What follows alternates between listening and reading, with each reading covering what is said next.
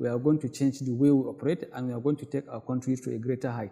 And at the same time, I want to use this opportunity as a matter of urgency to also remind our colleagues, let us embark on a new era of change, of coming up with what I call prioritizing issues around national security and national interest. If you go to any developed country, not that we don't have issues. I'll give you a typical example with the United States of America. During the last election, there are a lot of issues, in fact, issues around even voter snatching.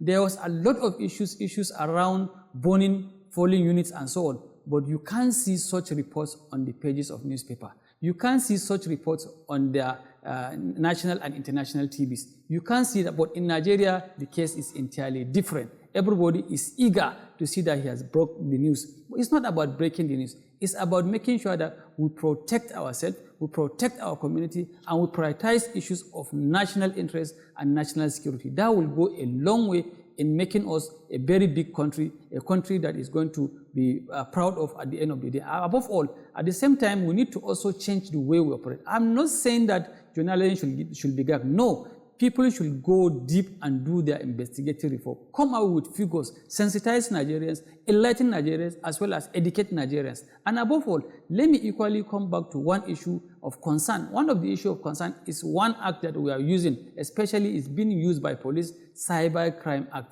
If you go to section 24 of that act, in fact, the reason behind that act is an act that was established by the National Assembly to prioritize issues around reducing these Yahoo boys, reducing the way Yahoo boys are using cyberspace to do people, to make series of crime and so on. But at the end of the day, police are using part of this act to gag journalism, to arrest journalism, and to intimidate journalism. So I want to use this opportunity as a matter of urgency to appeal to the National Assembly, let them find ways of reviewing that act so that that particular clause, section 24, should be reviewed. A journalist should not be intimidated because he's doing his job. A journalist should not be harassed because he's doing his job. If you go back to the constitution of their country, and as amended 1999, section 2, subsection 24, it is clearly stated, it is one provision that is clearly mentioned in the Constitution that we have every right as journalists to enlighten, and we have every right as journalists to hold government accountable, we have every right as journalists to sensitize as well as to educate.